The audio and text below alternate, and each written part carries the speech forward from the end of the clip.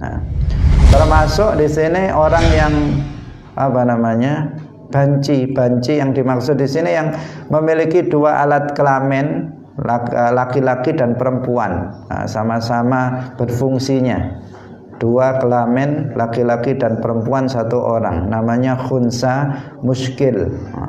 Orang yang seperti ini juga tidak boleh, dia tidak boleh bagi laki-laki bermakmum kepada orang seperti ini, karena dia laki-laki dan perempuan sekaligus, alat kelaminnya dua dan sama-sama berfungsi, maka bagi laki-laki nggak boleh bermakmum kepada khunsa seperti ini. Nah, jadi bagi laki-laki itu hanya bisa dia bermakmum kepada laki-laki juga.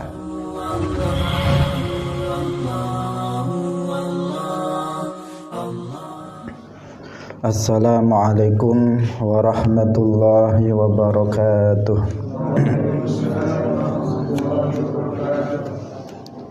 Alhamdulillahi rabbil alamin. Lahu ni'matu wa lahul fadlu wa lahus sana'ul hasan. Wassalawatullahil barrir rahim wal malaikatil muqarrabin ala sayyidina wa maulana Muhammadin wa ala alihi wa ashabihi tayyibin at-tahirin. Allahumma la sahla illa ma ja'altahu sahla wa anta taj'alul hazna idza syi'ta sahla. Allahumma arzuqna al-ikhlasa fin niyyati wal qawli wal amal. Wa ba'du.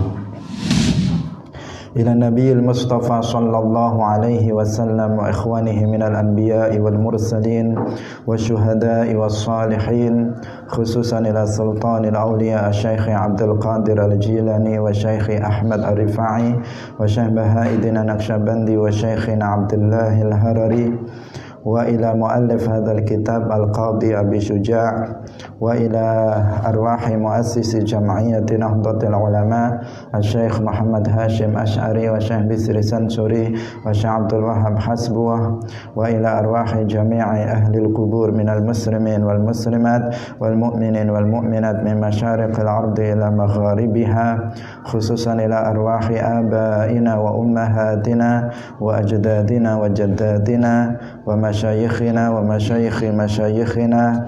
Al-Fatihah. A'udzu billahi minasy syaithanir rajim. Bismillahirrahmanirrahim. Alhamdulillahi rabbil alamin. Ar-Rahmanir Rahim. Maliki yaumiddin. Iyyaka na'budu wa iyyaka nasta'in. Ihdinas siratal mustaqim. Siratal ladzina an'amta 'alaihim ghairil maghdubi 'alaihim waladdallin. Amin. Mari kita baca. Qala al-muallif rahimahullahu ta'ala, faslun wa salatul jama'ati sunnatun muakkadatun wa 'alal ma'mumi ayyan wiyal i'timama dunal imami wa yajuzu ay ya'tammal hurru bil 'abdi wal balighu bil murahiqi wa la tasihhu qudwatu rajulin bimra'atin wa la qari'in bi ummiyin. Wa ayyu mawdi'in shalla fil masjidi bi salatil imami fihi wa huwa 'alimun bi salatihi ajza'ahu ma lam yataqaddam 'alaihi. Wa in shalla fil masjidi wal ma'mumu kharijal masjidi qariban minhu wa huwa 'alimun bi salatihi wa la ha'ila hunaka jaza. Alhamdulillah, puji syukur marilah kita sampaikan kepada Allah Subhanahu wa taala pagi hari ini dengan rahmat, dengan nikmat Allah Subhanahu wa taala kita bisa bersama-sama dalam pengajian kitab Matan Abi Syuja. Semoga kebersamaan kita pada pagi hari ini mendapatkan keberkahan dari Allah Subhanahu wa taala dan kita semuanya mendapatkan ilmu yang bermanfaat. Amin ya rabbal alamin. Salawat dan salam semoga tetap terlimpahkan kepada Nabi Agung, makhluk yang termulia, Nabi Muhammad sallallahu alaihi wasallam, para sahabatnya, keluarganya serta seluruh umat Islam yang mengikuti beliau ila yaumil qiyamah. Hadirin hadirat kaum muslimin muslimat, pemirsa Madu TV yang dirahmati oleh Allah Subhanahu wa taala. Pagi hari ini kita masih melanjutkan pembahasan tentang sholatul jamaah. Mari kita mengikhlaskan niat kita lillahi ta'ala. Qala al-muallif rahimahullahu ta'ala wa ayyu mawdi'in shalla fil masjidi wal ma'mumu kharijal masjidi wa ayyu mawdi'in shalla fil masjidi bi sholatil imami fihi wa huwa alimun bi sholatihi ajza'ahu wa ayu maudhi'in lan utawi endi-endi panggonan sholat kang sholat sapa makmum fil masjidi ing dalem masjid bi sholatil imami kelawan sholate imam fihi ing dalem masjid wa huwa khalih utawi makmum iku alimun wong kang ngaweruhi bi sholatihi kelawan sholate imam ajza'ahu mongko nyukupi eng makmum malam yataqaddam tegese sah malam yataqaddam selagine ora dingine utawa ora majoni alaihi sapa makmum alaihi ing atase imam. Wa in shalla lan lamun salat sapa makmum fil masjidi ing dalem masjid wal makmum lan utai makmum iku kharijal masjidi ing dalem jabane masjid qariban halih kang cedhek minhu sangking imam wa huwa halih utawi makmum iku alimun wong kang ngaweruhi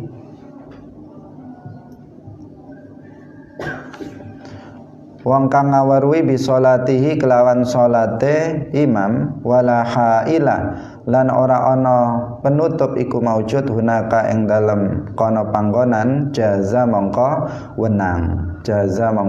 wenang apa bermakmum to salat. Hadirin hadirat kaum muslimin muslimat rahimakumullah. Pembahasan kita pada pagi hari ini masih seputar tentang sholat jamaah. Telah kita jelaskan dalam pertemuan sebelumnya bahwasanya sholat jamaah itu adalah hukumnya sebagian ulama sebagaimana disebutkan dalam kitab ini, hukumnya adalah sunnah muakkadah, tetapi hukum ini tidak rajih. Hukum yang rajih dalam mazhab Syafi'i hukumnya adalah fardu kifayah, lebih tinggi daripada hukum sunnah muakkadah. Artinya penekanannya yang satu hukumnya sunnah, yang satu wajib atau fardu.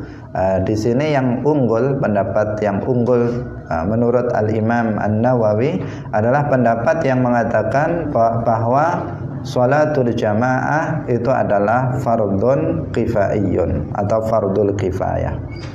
Selain itu, sholat jamaah itu memiliki keutamaan dibandingkan dengan sholat sendiri. Banyak hadis yang menjelaskan tentang masalah itu. Ada sebagian seperti yang disebutkan dalam Sahih Al-Bukhari, disebutkan sholatul jamaati ta'dilu sholatal fadhi bi 25 darajah. Sholat jamaah itu membandingi sholat sendirian dengan 25 derajat. Dalam sebagian riwayat itu bi 27 darajah. 27 derajat. Nah, jadi pahala sholat jamaah dibandingkan dengan pahala sholat sendirian itu perbandingan ada 27 derajat. Nah, hadirin rahimakumullah, sholat jamaah ini diwajibkan. Wajibnya kemarin kita wajib apa? Wajib kifayah. Itu yang pertama bagi laki-laki yang baligh.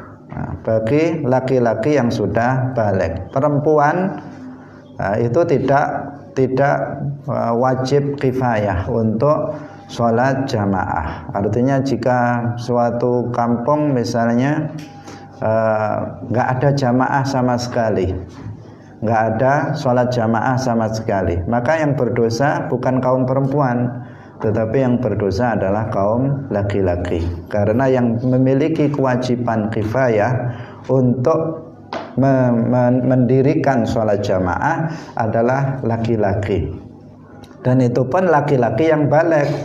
Berarti laki-laki yang belum baligh, yang masih kecil, itu juga tidak memiliki kewajiban untuk melaksanakan sholatul jamaah.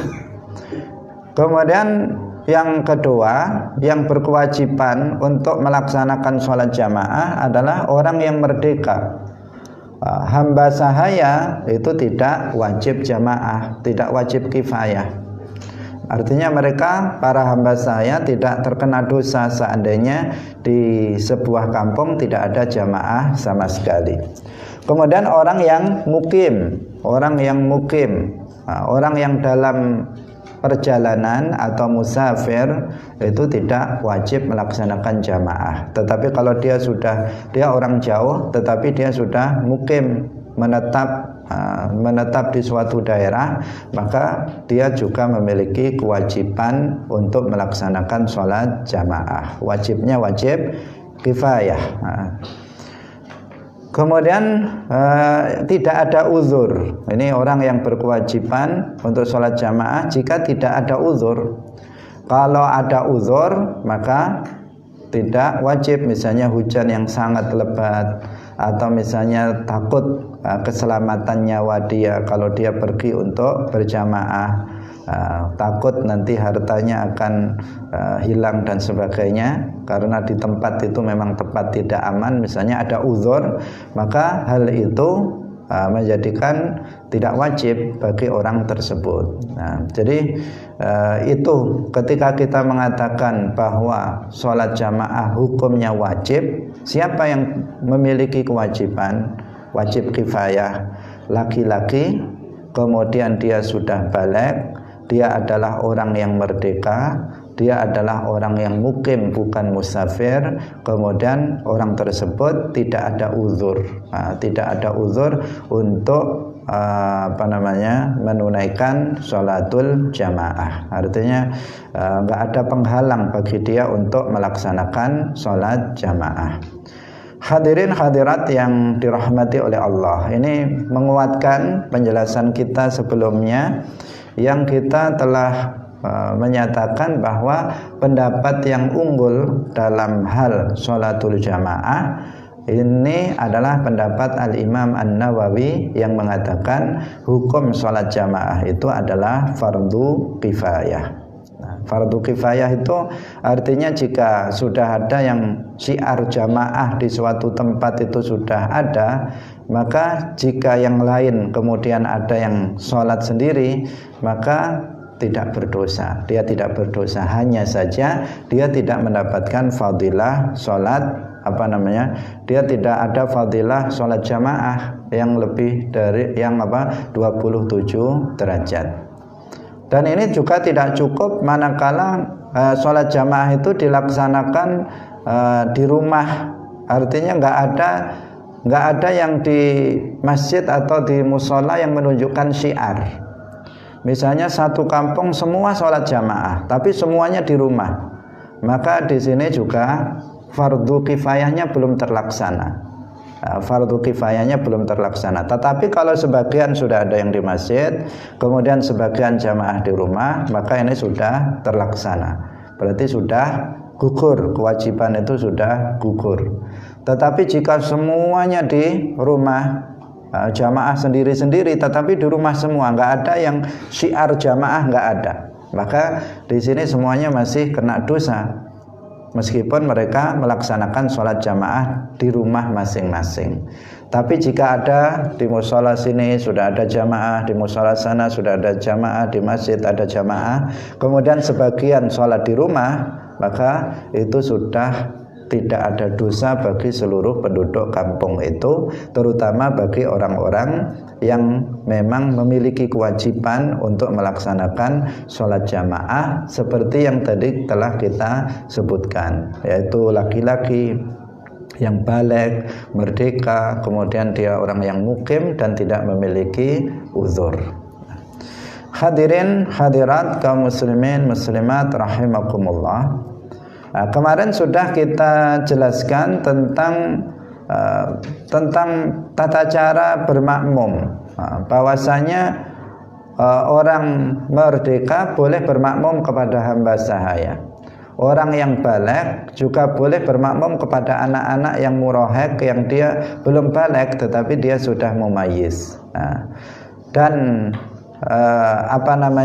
dikatakan wala tasihhu qudwatu rajulin bimra'atin. Ini yang belum kita jelaskan. Seorang laki-laki itu tidak bisa bermakmum kepada siapa? Kepada perempuan. Tidak sah seorang laki-laki bermakmum pada seorang perempuan, imamnya perempuan, kemudian laki-laki itu sebagai makmum, itu nggak sah. Ini patut diwaspadai karena pada zaman sekarang itu ada sebagian perempuan yang berdalih untuk kesamaan gender. Ini terjadi kalau nggak salah di Amerika, ada seorang perempuan pejuang kesamaan gender, kemudian dia melaksanakan sholat Jumat, kemudian dia yang menjadi khatib dan imamnya, di belakang itu kaum laki-laki.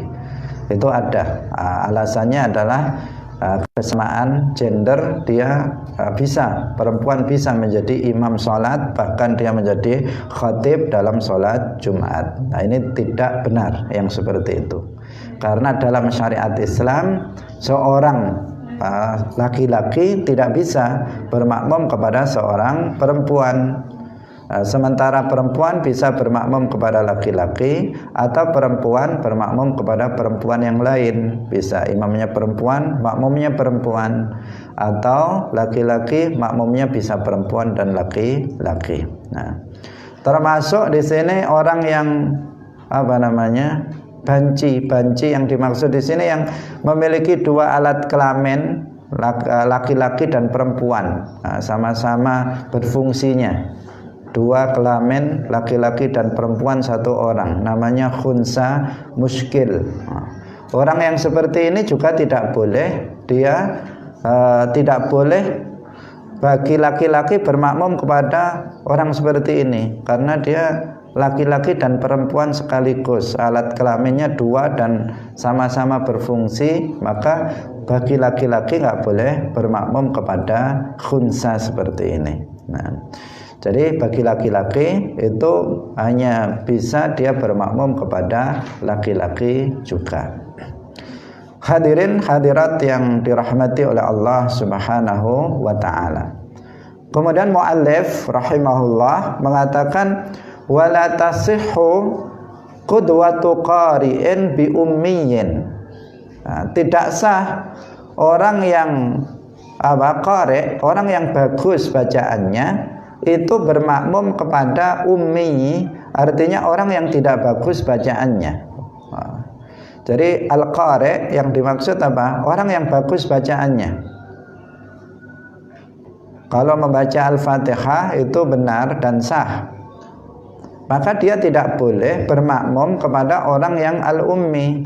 Al-ummi itu adalah orang yang tidak bagus bacaannya, membaca Fatihahnya tidak bagus, itu al-ummi. Kalau al-qari' yang bagus bacaannya, yang mampu dia mengeluarkan huruf itu dari makhrajnya pas. Kalau dia mengucapkan sin, mengucapkan shad, itu tepat sesuai dengan makharijul hurufnya, tempat keluarnya, sehingga bacaan Fatihahnya itu benar. Itu yang dimaksud dengan qari di sini.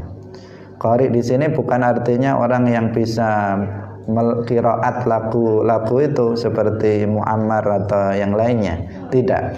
Tetapi qari yang dimaksud dia yang bacaannya bagus, dia bisa mengeluarkan huruf dari makhrajnya tepat. Kalau baca shad tidak dibaca shin, kalau baca sin tidak dibaca shad dan sebagainya. Kalau membaca zal tidak dibaca za dan seterusnya. Jadi bacaannya itu bisa benar, dia bisa membaca dengan benar. Itu yang dimaksud al-qari dalam kitab ini. Kalau al-ummi itu kebalikan dari al-qari, kebalikannya. Berarti yang tidak bagus bacaannya. Maksudnya orang yang tidak mampu mengeluarkan huruf dari makhrajnya. Misalnya dia, tadi itu kita sebutkan, dia mengeluarkan huruf sin, shad, itu tidak tepat. Dia mengatakan ihdinas syirata, dia baca misalnya ihdinas syirata pakai sin misalnya. Tidak. Maka itu yang seperti itu disebut orang yang ummi. Ya. Bagi qari, orang yang bacaannya bagus, maka dia tidak boleh untuk tidak sah apabila dia bermakmum kepada seorang yang ummi. Nah. Hadirin hadirat rahimakumullah, karena banyak orang al-ummi tetapi dia menjadi imam dalam sholat karena memang mungkin ya merasa dia sebagai orang yang bisa, tetapi sesungguhnya dia tidak bisa, sehingga dia menjadi imam dan ironisnya tidak mau diganti dengan yang lain sampai dia mati bacaannya seperti itu. Nah, ini kasihan yang bermakmum, dia bermakmum kepada al-ummi. Nah, orang yang bacaannya bagus tidak boleh bermakmum kepada al-ummi yang bacaannya tidak bagus. Hadirin hadirat rahimakumullah, apabila misalnya kita masuk ke dalam masjid, kemudian kita menemukan seseorang yang dia tidak mengenalnya, kita nggak mengenal imamnya siapa itu, maka di sini bagaimana? Kita husnudzan saja, kita berprasangka baik kepada dia, bahwa dia orang yang bagus bacaannya, maka kita pun bermakmum kepada dia. Boleh kita bermakmum kepada dia meskipun kita nggak tahu itu nanti kira-kira bacaan Fatihahnya bagus apa nggak tahu kita. Udah kita bermakmum saja kepada dia. Kemudian ternyata setelah dia mengikutinya, ternyata dia bacaan Fatihahnya tidak benar. Nah, bacaan Fatihahnya tidak benar, maka di sini bagaimana? Dia harus mengulang nanti sholatnya dari awal. Karena apa? Terbukti bacaan Fatihah imamnya itu keliru, bacaannya tidak sah. Maka di sini kita nanti harus mengulang sholat kita. Karena apa? Jika sholat imamnya tidak sah, maka kita nggak boleh bermakmum kepada orang yang sholatnya itu tidak sah. Nah. Atau seseorang misalnya kita sudah mengenal orang tersebut, bacaannya bagus, biasanya bagus, bacaan Fatihahnya biasanya bagus, maka kita bermakmum kepada dia. Tetapi kali ini misalnya kita mendengar bacaan dia itu tidak benar, bacaannya tidak benar. Jadi biasanya dia bacanya itu benar, tetapi kali ini bacaannya tidak benar. Nah, maka bagaimana ini? Jika imam itu tidak memperbaiki kesalahannya, nah, kalau dia tahu, imam itu kalau dia memang tahu, memang dia biasanya benar, kalau salah biasanya segera dia memperbaikinya, dia mengulangi bacaannya kembali pada bagian yang salah. Nah, tetapi jika imam itu tidak memperbaiki kesalahannya tersebut, atau imam itu mengucapkannya bukan karena sabqul lisan, maka kita harus segera mufaraqah. Kita berniat untuk berpisah dari imam, kemudian kita sholat sendiri. Tidak lagi mengikuti imam tersebut. Tetapi kalau kemudian dia memperbaikinya, bacaannya, mengulang bacaannya, maka kita tetap mengikuti imam tersebut, karena memang dia sudah tahu letak kesalahannya, karena memang biasanya dia memang sebenarnya bisa membacanya dengan benar, dia bisa mengeluarkan huruf dari makhrajnya secara tepat, tetapi pas waktu itu dia melakukan kesalahan. Nah, di sini jika dia langsung meralat atau membenahi bacaannya, mengulang bacaannya kembali, maka kita tetap ikut. Tetapi jika enggak, maka kita niat mufaraqah, niat berpisah dari imam, kita sholat sendirian. Tidak dibatalkan sholatnya, tetapi kita ganti niatnya, kita berpisah dari imam. Hadirin hadirat kaum muslimin muslimat, pemirsa rahimakumullah. Kemudian wa ayyu mawdi'in shalla fil masjid bi salatil imami fihi wa huwa alimun bi salatihi ajza'ahu ma lam yataqaddam alaihi. Yang artinya di mana saja seseorang sholat di masjid dengan bermakmum pada seorang imam di dalam masjid tersebut, dan dia mengetahui sholatnya imam, maka itu mencukupinya selama dia tidak berada di depan imam. Selama dia tidak berada di depan imam. Bagaimana penjelasannya? Hadirin rahimakumullah, pemirsa Madu TV rahimakumullah. Jadi di sini ada rincian tentang keberadaan makmum dan imam. Ada kalanya makmum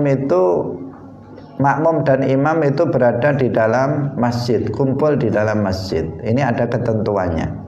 Ada kalanya salah satunya itu di dalam masjid, salah satunya di luar masjid. Imamnya di masjid, kemudian makmumnya di luar masjid. Ada kalanya seperti itu. Ada kalanya imam dan makmum sama-sama di luar masjid. Maka di sini ada ketentuan-ketentuan terkait dengan masalah ini, keberadaan makmum dan imam. Rinciannya adalah apabila makmum dan imam itu berkumpul dalam satu masjid, maka di sini jauhnya jarak di antara makmum dan imam itu tidak ada aturan. Artinya meskipun imamnya berada di jarak misalnya 1 kilo, misalnya ada masjid luasnya 1 kilo misalnya. Ini untuk menunjukkan betapa tidak ada batasan di sini. Imamnya 1 orang di pengimaman, makmumnya di belakang sendiri, di belakang sendirian, sejauh 1 kilo misalnya ada masjid yang seluas itu. Atau biar nggak mengada-ngada, misalnya di belakang 500 meter misalnya. Kalau 500 meter ada. Jadi di sini apa? Di sini nggak masalah, tidak ada masalah selama masih di dalam masjid. Makmum dan imam meskipun jaraknya jauh, itu tetap sah, jamaahnya tetap sah, karena keduanya berada di dalam masjid. Jadi makmumnya di mihrab, tempat pengimaman, mihrab itu. Kemudian seseorang begitu datang, dia langsung milih paling belakang sendiri. Depannya belum ada, dia sudah milih paling belakang sendiri. Sebagian orang kita kan senang kalau di belakang, nggak senang kalau di depan. Maka dalam bermakmum ini, bermakmumnya tetap sah. Hadirin hadirat rahimakumullah. Tetapi dikatakan oleh muallif di sini, dikatakan begini. Tadi dikatakan wa huwa alimun bi sholatihi. Jadi di sini ada ketentuan. Alimun bi sholatihi ajza'ahu malam yataqaddam alaihi. Artinya ada ketentuan juga, meskipun tadi antara imam dan makmum di dalam masjid, sama-sama di dalam masjid, itu masalah jarak itu tidak ada batasan, tetapi ada ketentuan yang harus diperhatikan agar jamaahnya itu sah. Yang pertama, makmum itu mengetahui perpindahan imam, gerakan imam, imam ruku', imam i'tidal, imam sujud, imam duduk di antara dua sujud, itu makmum bisa mengetahuinya. Jadi kapan imam ruku' harus tahu. Kalau nggak tahu, bagaimana dia bisa mengikuti? Karena makmum itu kan tugasnya apa? Mengikuti imam. Nah, maka disyaratkan makmum harus mengetahui gerakan imam. Kapan imamnya ruku' untuk dia ikuti ruku', kapan imamnya i'tidal untuk dia ikuti i'tidal. Dia harus tahu. Kalau nggak tahu, bagaimana bisa bermakmum? Bagaimana dia bisa mengikutinya? Maka di sini harus dipastikan bahwa makmum mengetahui pergerakan sholatnya imam. Bagaimana caranya untuk mengetahui gerakan imam? Bisa dia melihat langsung pada imam. Jadi dia langsung dengan matanya melihat imam, gerakan imam. Misalnya dia berada di belakangnya pas, atau di belakang jauh tanpa ada penghalang, dia bisa melihatnya dengan mata kepalanya. Atau bisa melihat orang yang melihat imam. Misalnya jamaahnya banyak, masjidnya besar, jamaahnya banyak, sementara dia berada di shaf paling akhir di dalam masjid itu. Dia kalau melihat imam nggak bisa, karena tertutup oleh shaf-shaf di depannya.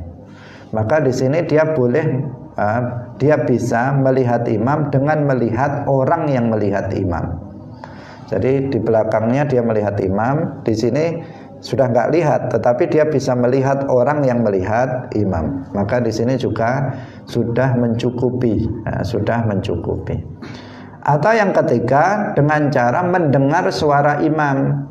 Imam Allahu Akbar, Sami'allahu liman hamidah, dia mendengar suara itu, maka berarti itu tanda gerakan. Kalau habis berdiri kok imam mengatakan Allahu Akbar, berarti ruku', nggak mungkin sujud, ini pasti ruku'. Ketika imam mengatakan Sami'allahu liman hamidah, ini pasti i'tidal. Karena kalau ruku', kalau sujud bacaannya bukan begitu, bukan Sami'allah. Kemudian Allahu Akbar dan seterusnya. Itu dengan mendengar bacaan tanda pergantian posisi imam, itu bisa dengan suaranya, suara imam.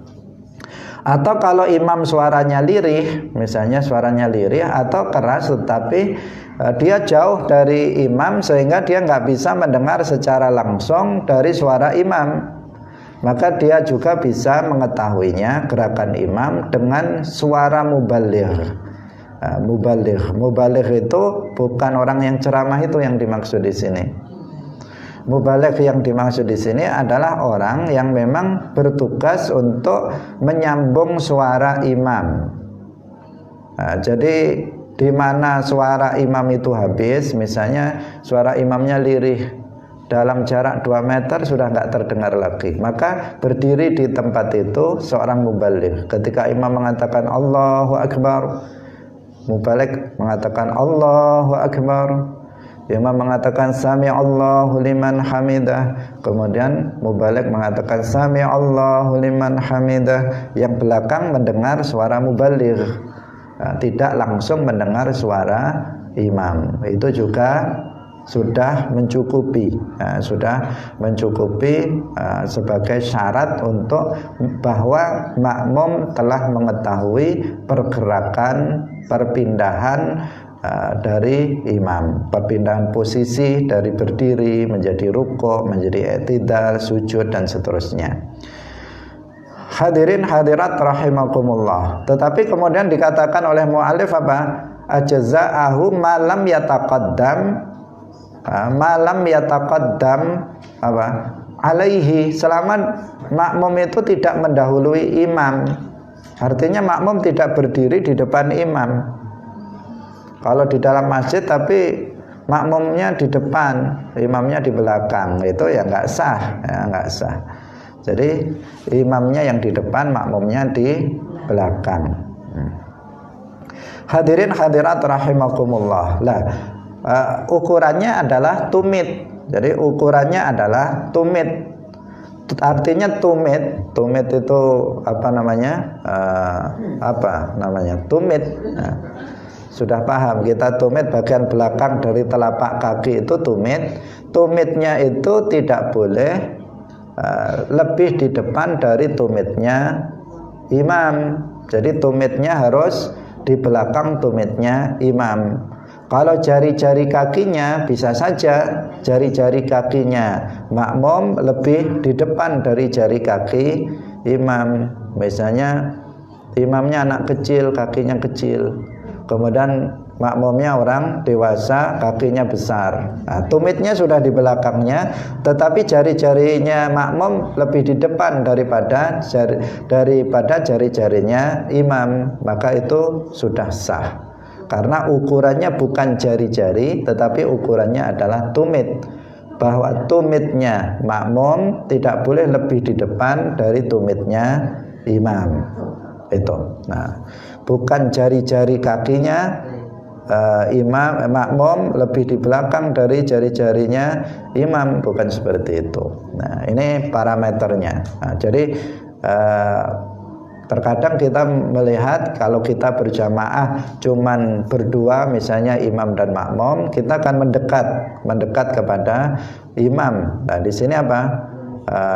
Jangan sampai tumitnya makmum itu lebih di depan atau jejer misalnya dengan imam.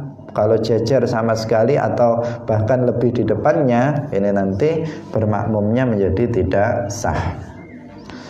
Malam yataqaddam alaihi. Jadi sahnya itu selama makmum tidak mendahului imam dari posisi berdirinya. Ukurannya apa? Tumit. Hadirin hadirat kaum muslimin muslimat, pemirsa yang dirahmati oleh Allah Subhanahu wa taala. Di sini ada catatan penting bagi kita, bahwa apabila makmum dan imam itu berkumpul dalam masjid, sama-sama di dalam masjid, tetapi masjid itu memiliki dua ruangan. Keduanya berada pada ruangan yang berbeda, dan di antara dua ruang tersebut ada pintunya. Artinya ada jalan lewatnya makmum, maka bermakmumnya di sini sah. Karena keduanya ini masih dianggap berkumpul di dalam satu masjid. Ini khusus hukum untuk apabila berada di dalam masjid, bukan dalam ruangan rumah atau yang lainnya. Jadi seperti itu. Dalam masjid ada dua ruangan, kemudian imamnya dalam satu ruangan yang satu, kemudian makmumnya berada di ruangan yang lain. Maka selama ruangan itu ada pintu yang bisa menjadikan makmum itu berjalan menuju imam, maka di sini tetap sah bermakmumnya. Demikian juga apabila salah satu dari keduanya itu lebih tinggi dari yang lain, atau di antara makmum dan imam terdapat misalnya sumur, maka bermakmumnya juga tetap sah. Dikatakan seperti itu. Jadi posisinya ada yang lebih tinggi, yang satu di bawah imamnya, yang satu di loteng misalnya. Yang penting ada jalan menuju imam. Atau misalnya imam lebih tinggi dari makmum. Terkadang masjid seperti itu, ada yang bentuknya seperti itu. Ini juga selama masih dalam masjid, itu jarak pun tidak menjadi ukuran, tidak masalah. Artinya tetap sah dari sisi sahnya ya, dari kita melihat dari sisi sahnya. Hadirin hadirat yang berbahagia, yang berikutnya Al-Qadhi Abu Syuja, pengarang kitab ini mengatakan, wa in shalla fil masjidi wal ma'mumu kharijal masjid qariban minhu wa huwa alimun bi salatihi wala haila hunaka jaza.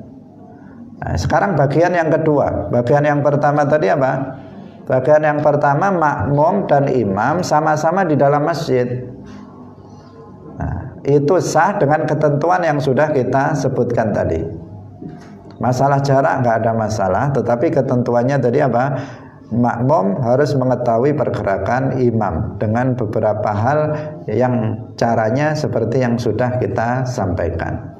Sekarang bagian yang kedua adalah makmum sama imam itu berada di tempat yang berbeda. Imam berada di masjid, kemudian makmum berada di luar masjid. Qariban minhu, tetapi dia dekat dari imam misalnya, wa huwa alimun bi sholatihi wa laha ilahunaka jaza. Rinciannya bagaimana? Ini karena perkataan dari musannif ini sangat ringkas sehingga perlu kita jelaskan lebih lanjut. Jadi ada syarat-syarat apabila agar sah bermakmumnya seseorang yang berada di luar masjid kepada orang yang berada di dalam masjid. Ada syarat-syaratnya yang harus diperhatikan. Yang pertama, disyaratkan jarak di antara makmum dan masjid itu tidak lebih dari 300 hasta. Tidak lebih dari 300 hasta. Selama imam tersebut ada di dalam masjid. Jadi antara makmum yang di luar masjid dan imam yang di dalam masjid, antara makmum dan masjid itu tidak kurang atau tidak lebih, jaraknya tidak lebih dari 300 hasta. Artinya paling jauh itu 300 hasta. Satu hasta itu segini, artinya sekitar 48, 46, 47, 48, 49 cm perkiraan. Jadi kalau diambil tengah misalnya 47 cm itu kali 300. Itu jaraknya segitu, tidak boleh lebih dari itu antara makmum dengan masjid tersebut. Nah, jadi jarak di sini, jarak yang diperhitungkan di situ adalah antara makmum dan masjid, bukan antara makmum dan imam. Jarak antara makmum dan masjid, bukan jarak antara makmum dan imam. Kalau jarak antara makmum dan imam bisa lebih dari itu. Misalnya apa? Misalnya imamnya, masjidnya saja sudah misalnya berapa tadi? Misalnya besar sekali, misalnya 1 kilo. Masjid Istiqlal itu berapa itu ya? Sangat luas kan? Nah, misalnya masjidnya saja luasnya 1 kilo. Kemudian dia sholat di luar misalnya. Nah ini kalau di jarak dengan imam kan sangat jauh. Tetapi yang diukur di sini, yang di luar adalah jarak dia kepada masjid. Itu tidak boleh lebih dari 300 hasta. Nah, hadirin rahimakumullah. Jadi berarti apa? Boleh jarak antara makmum dan imam itu lebih dari 300 hasta selama jarak antara makmum dan masjid tidak lebih dari 300 hasta. Jadi boleh antara imam yang tadi itu misalnya 1 kilo, imamnya sudah sampai keluar, sampai ke masjid, kemudian dia di luar, berarti kan lebih jauh sekali dari imam, lebih dari 300 hasta. Tapi jarak dia dengan masjid itu tidak sampai 300 hasta, maka itu diperbolehkan. Nah, yang seperti itu diperbolehkan. Nah, tapi kalau lebih dari 300 hasta jaraknya dengan masjid, maka ini nanti menjadi tidak sah bermakmumnya. Hadirin hadirat rahimakumullah, pemirsa, meskipun praktek seperti ini jarang kita temui. Kalau di kampung-kampung masjidnya masih cukup, masih cukup sehingga semuanya berada di dalam masjid. Tetapi di sebagian daerah, mungkin di kota-kota bisa terjadi masjidnya kecil sementara jamaahnya banyak sehingga sampai sholat di luar masjid. Nah, kemudian di sini jika makmum, kita masih bicara apa? Imam di masjid, makmum berada di luar masjid. Disyaratkan juga di sini tidak ada hail, tidak ada penghalang. Tidak ada penghalang. Artinya tidak ada penghalang yang mencegah makmum bisa berjalan ke arah imam, atau tidak ada penghalang yang mencegah makmum bisa melihat imam. Kalau ada penghalang, maka di sini nanti tidak memenuhi syarat untuk bisa bermakmum kepada imam yang berada di dalam masjid. Contohnya misalnya imam di masjid, makmum di luar masjid. Ini yang memang kita bahas sekarang. Kemudian di situ ada pintu yang dikunci. Seandainya makmum ingin lewat menuju imam, itu nggak bisa lewat karena pintunya dikunci. Maka di sini bermakmumnya tidak sah. Di sini ketentuannya untuk apa? Untuk imam di dalam masjid, kemudian makmumnya berada di luar masjid. Ada penghalang namanya, yang menjadikan makmum tidak bisa berjalan menuju imam. Jika pintu terkunci dan di atas misalnya ada ventilasi yang terbuka, maka tetap tidak sah bermakmumnya. Karena apa? Karena ventilasi tersebut itu letaknya tinggi dan tidak bisa dijadikan seperti pintu, nggak bisa untuk lewat. Jadi ada misalnya seperti ini, kemudian di sana pintunya dikunci, makmumnya di belakang pintu, imamnya di sini. Dikunci, di atas ada angin-anginnya, nggak bisa dia lewat angin-angin, kan nggak bisa. Maka di sini tetap tidak sah. Tetapi kalau ada pintunya, itu pintunya dibuka, misalnya tidak dikunci, maka di sini bisa. Jadi karena dianggap berarti nggak ada hail. Kalau ada hail, penutup yang menjadikan makmum tidak bisa berjalan menuju imam, maka ini yang menjadikan bermakmumnya tidak sah. Hadirin hadirat rahimakumullah. Kemudian yang juga perlu diperhatikan bahwa jarak, sebagaimana tadi kita sebutkan, itu adalah apabila antara masjid dan makmum itu tidak ada makmum lain. Tidak ada makmum lain. Tetapi jika di antara masjid dan dia itu ada makmum lain yang sholat di depannya, maka jarak 300 hasta atau kurang itu itu dihitung dari makmum yang berada di depannya. Bisa dipahami. Misalnya begini. Jadi memang sholatnya adalah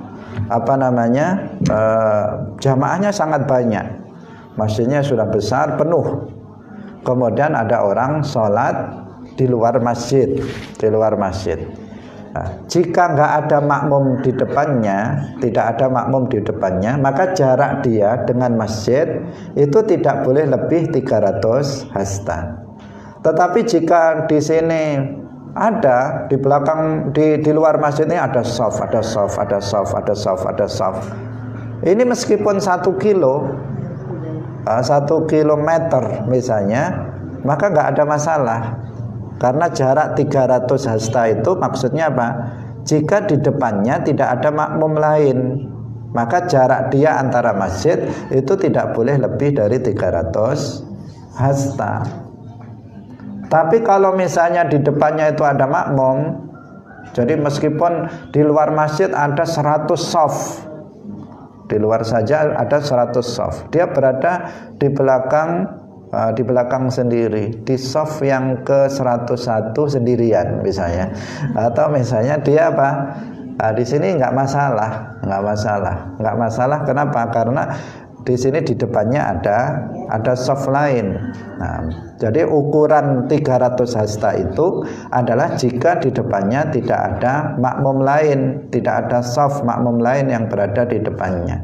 Tetapi jika ada, maka di sini meski lebih dari 300 hasta jarak dia dengan masjid itu tidak menjadi masalah. Bisa dipahami ya. Jadi seseorang di luar masjid, jarak dia antara masjid, jika nggak ada orang di depannya, nggak ada makmum lain di depannya, maka nggak boleh lebih dari 300 hasta jarak dia dengan masjid. Tetapi jika di depannya ada makmum lain, sof, maka meskipun lebih dari 300 hasta jarak dia dengan masjid tidak masalah. Tidak masalah meskipun sampai 1000 hasta, tetapi jika ada makmum di depannya secara dalam jumlah yang bersof misalnya, maka itu tidak masalah, artinya bermakmumnya itu tetap sah. Tapi di sini jika ukuran 300 hasta ini berlaku juga antara dia dengan sof yang terakhir. Misalnya tadi sofnya ada 100 sof di luar masjid, maka dia nggak boleh, jarak dia dengan sof terakhir itu nggak boleh lebih dari 300 hasta. Dia sendirian di belakang sendiri. Kalau lebih dari 300 hasta, ini nanti nggak sah bermakmumnya. Jadi kalau tadi di luar masjid nggak ada orang selain dia yang sholat, maka jarak dia dengan masjid tidak boleh lebih dari 300 hasta. Kalau di luar masjid ada sof, maka jarak dia dengan makmum yang berdiri paling belakang, di sof paling belakang, itu tidak boleh lebih dari 300 hasta. Nah, hadirin hadirat rahimakumullah, 300 hasta silahkan diukur 40, misalnya kita buat tengah-tengah 47 kali 300 hasta. Nah, hadirin rahimakumullah, kemudian di sini juga disyaratkan alimun juga. Mu'allif mengatakan apa tadi? Wa huwa alimun bi sholatihi. Sama dengan yang tadi di dalam masjid, makmum harus mengetahui gerakan imam.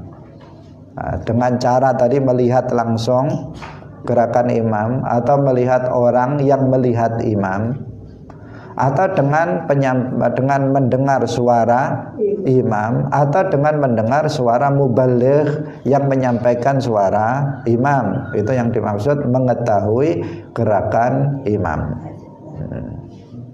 Itu juga sama seperti yang di atas tadi. Kalau makmum dan imam itu berada di tempat yang berbeda, imam di masjid, makmum berada di luar masjid. Nah, hadirin hadirat rahimakumullah, apa yang disebutkan oleh mu'allif dalam kitab ini belum seluruhnya disebutkan. Ketentuan dalam bermakmum itu belum seluruhnya disebutkan. Dalam kitab yang lain, misalnya dalam Sulamut Taufiq, itu lebih rinci ketentuan-ketentuan dalam bermakmum. Karena memang ini kitab matan Abi Suja, ini kitab matan yang dia ringkas, tidak detail. Tetapi hal-hal yang penting itu sudah tercakup di dalamnya.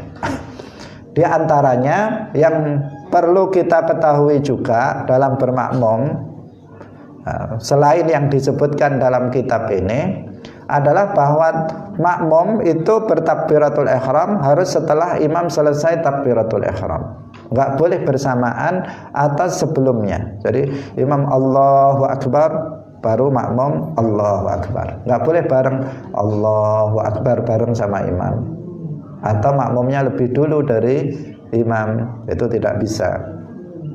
Kemudian tadi makmum tidak boleh berdiri di depan imam. Tadi ukurannya adalah tumit. Ini ada dalam matan. Kemudian makmum tidak mendahului imam dalam rukun perbuatan. Jadi imam dulu ruku, baru kita ikut ruku. Makmum dulu i'tidal, baru makmum ikut i'tidal, dan seterusnya. Nah, ini agak rinci ya dalam kalau kita jelaskan. Tidak terlambat dari imam lebih dari 2 rukun tanpa ada uzur. Jadi kalau imam sampai sudah 2 rukun lewat, kita nggak mengikuti imam, masih berdiri, sudah terlewat 2 rukun tanpa ada uzur. Uzur itu seperti membaca Fatihah. Kalau kita masih baca Fatihah, maka kita sempurnakan dulu baca Fatihah. Itu namanya terlambat dari imam karena ada uzur. Maka kita selesaikan meskipun terlambat, imam sudah i'tidal, sudah sujud pertama, kita belum baca Fatihah, belum selesai, maka selesaikan dulu. Ini dalam sholat tarawih terkadang seseorang Terkadang seseorang imamnya ruku, ikut ruku, i'tidal, padahal dia belum selesai membaca suratul Fatihah. Nah, nanti nggak sah sholatnya kalau nggak baca Fatihah, karena dalam mazhab Syafi'i la sholata illa bi Fatihatil kitab. Tidak sah sebuah sholat kecuali jika disertai dengan membaca Al-Fatihah pada setiap rakaatnya. Kalau nggak baca Fatihah nggak sah. Asal imam Allahu Akbar, kata Allahu Akbar, terus ikut, padahal apa? Dia membaca Fatihahnya belum selesai.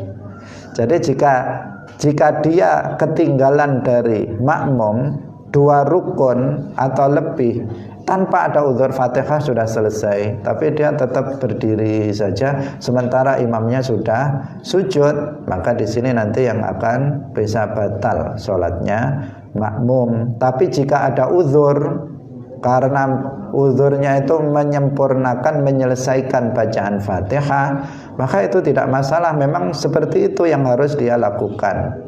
Kecuali apabila apabila dia sampai ketinggalan 2 rukun panjang, sampai makmumnya sampai imamnya sudah mau berdiri lagi,